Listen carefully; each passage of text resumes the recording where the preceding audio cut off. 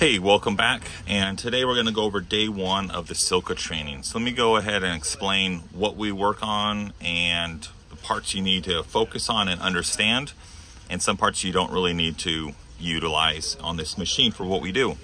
So let's get started. You have the power switch here. It's on, off. It's a toggle switch. It's going to be a nice click. If it's not a click, it's because it's an electronic switch. That means the fuse is dead. Underneath the power cable is 2 fuses. They're going to be a 5 amp by 250 volt like bus fuse. Have those in stock. Once they blow for some reasons, you go through 4 of them or so. Make sure you have the fuses. So if the fuses are bad, this won't be a direct click. It's mushy. There's also a power switch up here. Just leave that alone for now. Don't need to touch that. This is your main switch here. Here, this is how we control the pressure. You want to have constant pressure all the time when you're cutting keys and not have it wiggle, because that will make you cut deep or not deep enough and just waste your time. This is how we control it left and right. This is going to be your calibration, like flap tester for the flat edge keys for like car keys. If you're using it for house keys, it's going to go on that step if you're using like a quick lock or quick key. This is how we adjust and tighten. We want to focus on the A jaws. A jaws are going to be 95% of all the keys we cut. Really worn and old keys with like no teeth would be the D jaw. C jaw and B jaw are going to be for like RV keys, truck door, like work truck box keys, or like the toolbox keys, or for like other various keys. You don't need those. Focus on A and you're good. This is going to be your jaw stopper, so it doesn't go too far and get cut. Don't touch this. Never touch that. This is going to be your tracer. This is when it's going to rub along the key and kind of match and calibrate. So if we go to the left this way, left or counterclockwise, that's going to be too lower. See how it's retracting in? It's going lower. If we go to right or height or clockwise, that's going to add more space. So it's going to raise and higher and make it higher away from the cutting wheel. Cutting wheel, be careful, don't touch it. Always wear safety glasses. It does kick up a lot of metal debris and metal dust. You don't want that in your face. Down here is going to be your tray. I added some duct tape on the bottom so it doesn't slide out with time, because it does when you lift this up, it unlocks it. Pretty straightforward and simple. So this is how I have new people go through and train for like the first 15-minute reps. Like you're going to the gym, you're doing reps. You want to learn how to do reps for the keys.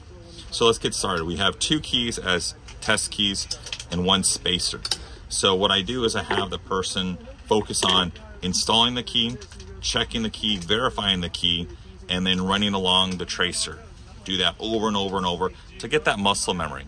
So let's go ahead and get started. So what we're going to do first, we're going to insert the key. So if we insert and tighten, and insert and tighten on that lip, it's in there, but it's not what we want. So if we look at the spacer to verify that, I put it in pretty good because eyeball, but this side, it's off. Let me zoom in a little. So see how it's off?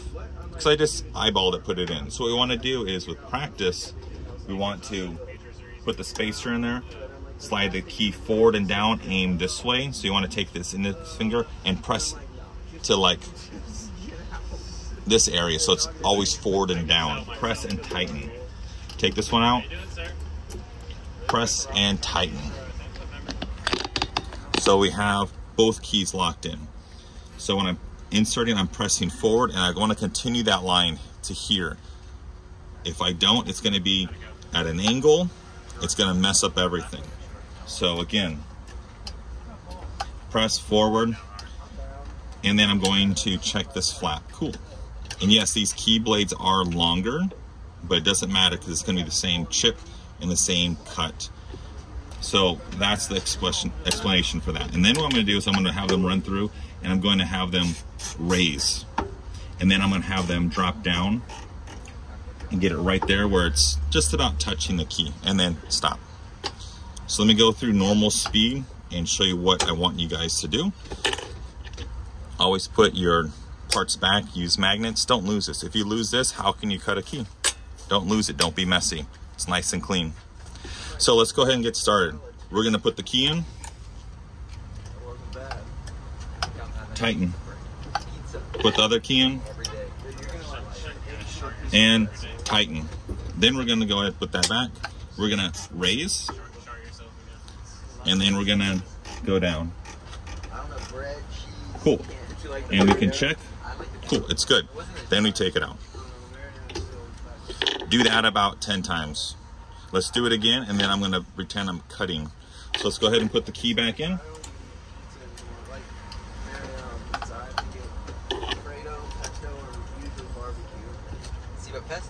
Cool. And also I'm looking to make sure that the spine is flat all along the jaw. It's all flat. And then I'm going to check. It's flat. Cool. And then I'm going to go ahead and again raise the height. And now I'm going to pretend I'm cutting, so I'm going to lower. And I'm just going to get close. I can touch the buffing wheel. It's not going to hurt my hands. It's turned off. And I can lower it. And now I hear that grind. That means I'm touching. I'm going to raise it just a smidge so it's not. Cool. Now I'm just going to focus on the tracer, and I'm just going to watch. And I'm going to slide. I'm constant pressure with my right hand, and I'm controlling left and right with my left hand. And I'm looking at the tracer, and I'm following up and down the grooves, up and down the grooves, up and down the grooves, and drop off, and backtrack, backtrack, backtrack, like that. And I'll do that, and then I would pretend I'm done, take the keys out. Now when you're cutting, if you're putting too much pressure on and you're jumping like that, it's gonna jump off, and you're just gonna make a mistake, and you could damage the keys. So let me go ahead and make this a little easier to see,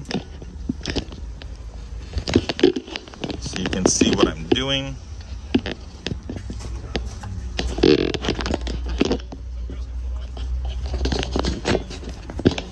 Okay, let's